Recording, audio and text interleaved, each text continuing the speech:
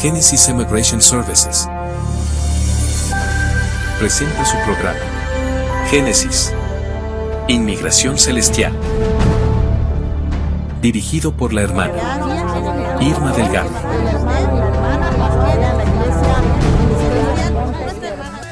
Amén, amén, amados hermanos. Como las palmeras nos doblamos, pero no nos quebramos, porque los que a Dios aman son como el monte de Sión, que no se mueve, sino permanece para siempre. Vienen problemas, pero nosotros seguimos firmes en nuestra fe, en nuestro Señor Jesucristo. Porque, hermano, la mayoría de las veces los problemas nos hacen dudar, nos hacen como que, pero el que ama a Dios es como el monte de Sión, no se mueve, sino permanece para siempre. Y el día de hoy, aquí en Génesis Inmigración Celestial, vamos a ver, hermanos, un tema que a mí me causó mucha bendición, me dio mucho gozo, me alentó para seguir adelante, y precisamente la palabra del Señor es para eso. La palabra que Dios da no regresa a él vacía, mas trae fruto en abundancia. Y aprendí de un hombre lleno de errores, lleno de errores. Pasaron muchos años cometiendo errores hasta que un día él reconoció sus errores, y él se quiso dar su propia vida para salvar la vida de otro. Y vamos a verlo acá a través de la palabra de Dios, que Dios puede utilizar a hombres y a mujeres con errores, muchos errores. Porque tal vez usted estará por ahí pensando, bueno, pero si yo era drogadicto o soy drogadicto, ¿cómo Dios va a querer usarme a mí? Pero si yo soy alcohólico, ¿cómo Dios va a querer usarme a mí? Pero si yo soy mentiroso, ¿cómo Dios va a utilizar a un mentiroso o a una persona que tenga un récord delictivo? Mire, la palabra del Señor dice que cuando Él nos limpia de pecado, hermano, Él nos puede utilizar en cualquier cosa. Acuérdese del apóstol Pablo. El apóstol Pablo, perseguidor de la iglesia, firmaba los documentos para que torturaran, mataran a las personas. El apóstol Pablo, hermano, era tremendo en su vida pasada, pero con todo y eso el Señor lo utilizó, y es el gran apóstol Pablo. De esa misma manera el Señor lo puede y lo quiere utilizar a usted. No importa su pasado, lo importante es el presente. ¿Quién es usted el día de hoy?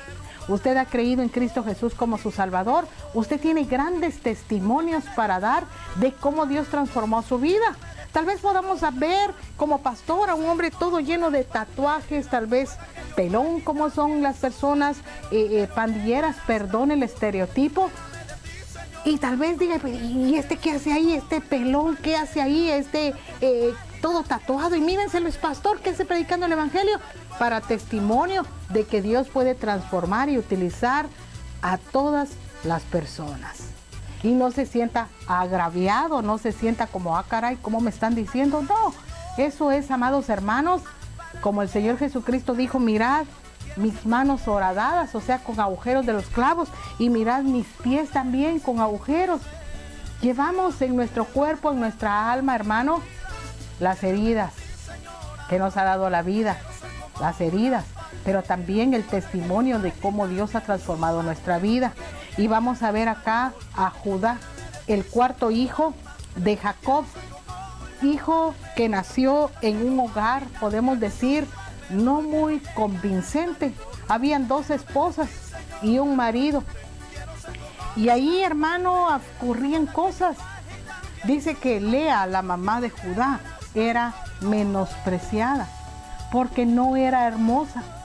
Dice que nada más tenía ojos delicados, pero dice de Raquel que era de lindo semblante y de hermoso parecer.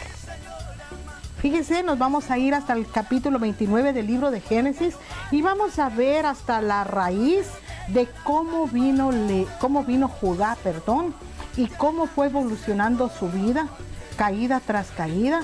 Fíjese que Judá fue, en la palabra de Dios en la Biblia, el primer hombre que traficó con esclavos.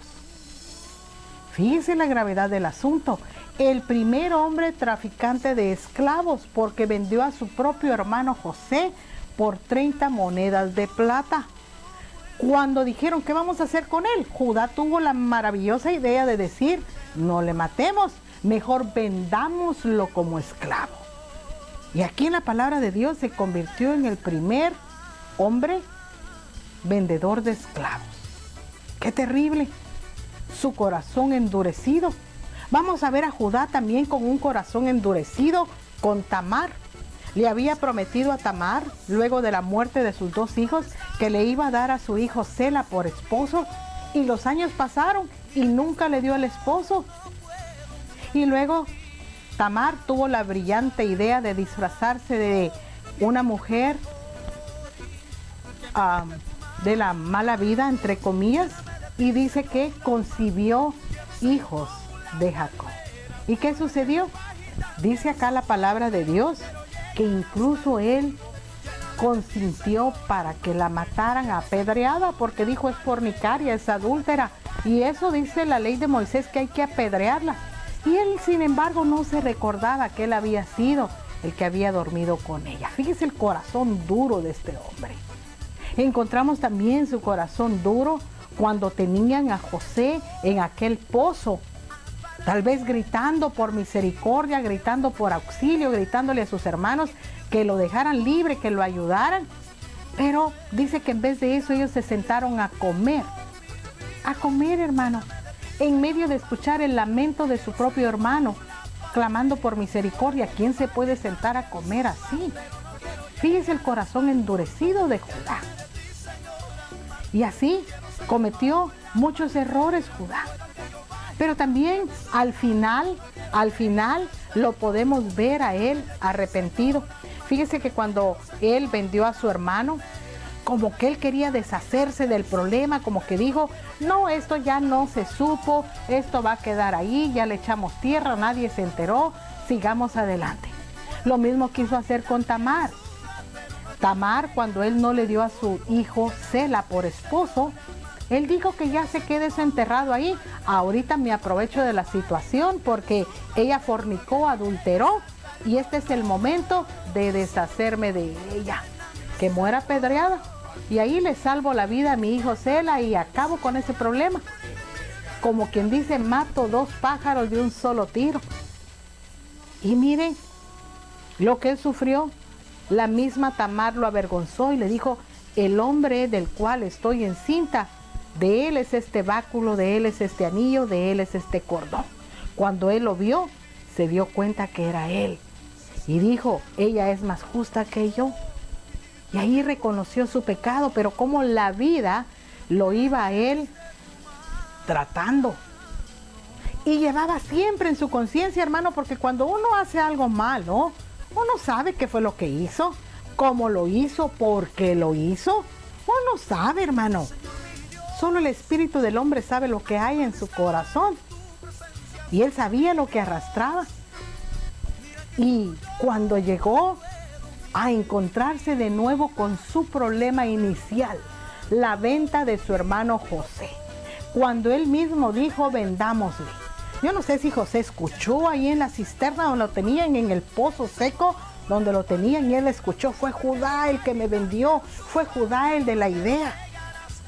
Y de repente, con el trayecto de los años, se encuentra con José cara a cara, pero esta vez en una situación diferente, donde su pecado de nuevo vuelve a él, y es como que lo enfrenta y lo tiene que confrontar, y ve ahí a su hermano al cual él había vendido como esclavo. Yo no sé todos los pensamientos que vinieron a la mente de Judá, y él pensó, de nuevo mi error, mi pecado está delante de mí, después del paso de los años.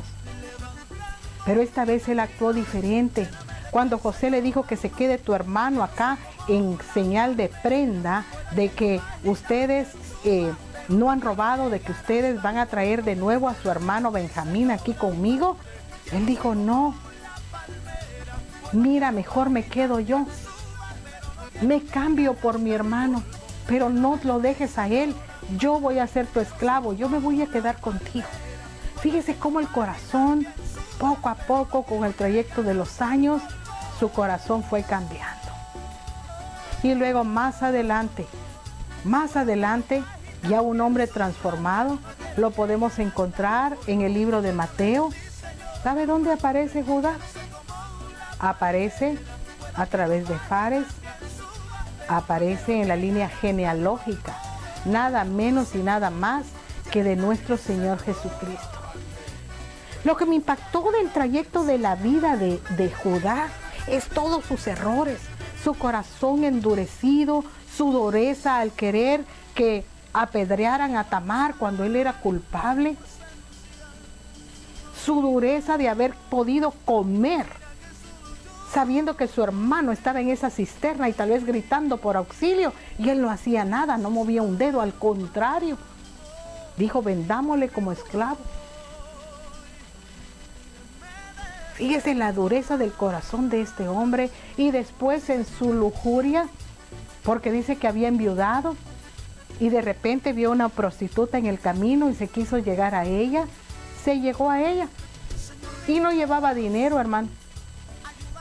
Hasta fiado pidió, fíjese, en la venta, en ese intercambio. Y ella, muy astuta, le dijo: ok, pero déjame tu báculo, tu anillo y tu cordón en prenda mientras pagas.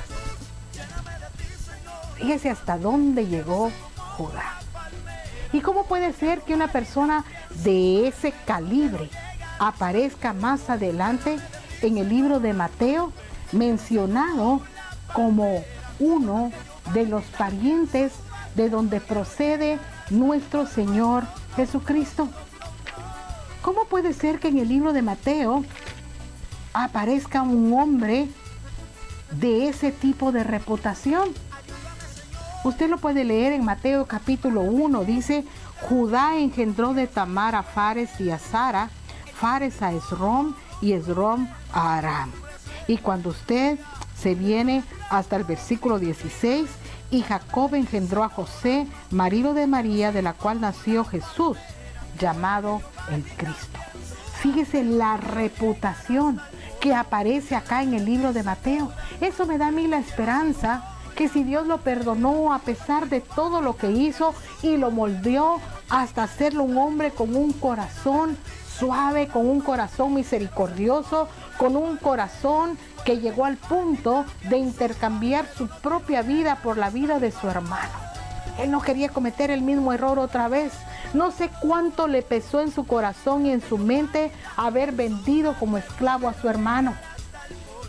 No sé cómo, pero ahí él, en esa encrucijada de la vida, pensó: no, quédate conmigo, yo serviré de tu esclavo, le dijo a José en Egipto, pero no te quedes con mi hermano, déjalo ir, porque mira, mi padre va a morir si no lo llevamos de regreso.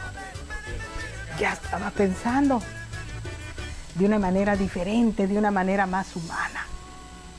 Y vemos cómo el trayecto de la vida, él tenía un corazón dócil y suave, así como usted, así como usted. Si todavía no lo tiene, Dios se lo va a dar en el trayecto de la vida, en todos los tropiezos por los cuales usted pueda estar pasando o ya pasó.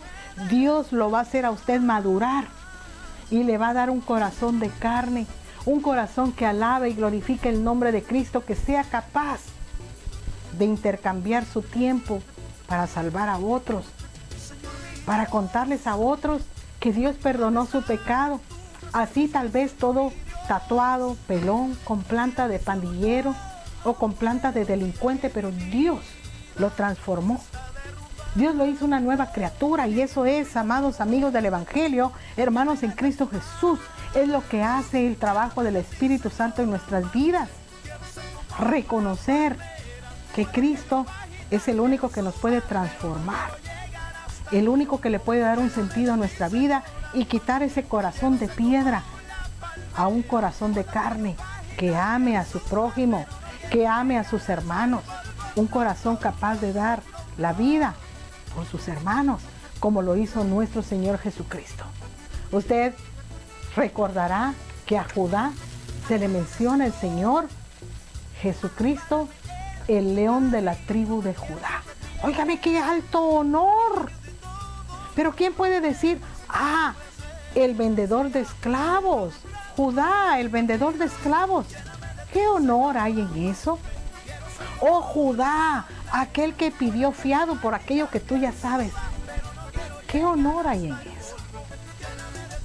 Pero el león de la tribu de Judá, ¿quién se puede enorgullecer de pertenecer a ese tipo de familia? Solo Dios nos puede transformar. Solo Dios puede crear en nosotros un corazón nuevo. El mismo salmista David le decía al Señor: crea en mí, oh Dios, un corazón de carne, de misericordia. Si Él pudo decir eso, usted y yo también. Señor, la dureza que hay en mi corazón, la roca que he sido, Padre, transfórmala. Transfórmala. El Señor puede hacer y quiere hacer grandes cambios en su vida. Y quiere utilizarlo a usted para la predicación del Evangelio, para la obra, el crecimiento de su iglesia de una manera extraorbitante como lo hizo con Judá. Si Judá, haciendo todo lo que hizo, Dios lo reconoce, imagínese usted también. Así es que le invitamos en el nombre de Cristo Jesús el día de hoy que crea en Cristo Jesús como su Salvador, que pida el perdón de sus pecados. Cristo aún está perdonando nuestros pecados. Si tan solo usted le reconoce como su Salvador, sabe que necesita un Salvador, alguien que lo cambie, que lo transforme, y eso solo puede ser un trabajo y una obra del Espíritu Santo. Esto concluye nuestra sección en Génesis y Migración Celestial, y nos vamos a ir volando hasta Génesis y Migración Terrenal, porque necesitamos trabajar para poder sostener este programa al aire, y lo hacemos a través de Génesis Immigration. Así es que no se vaya, regresamos.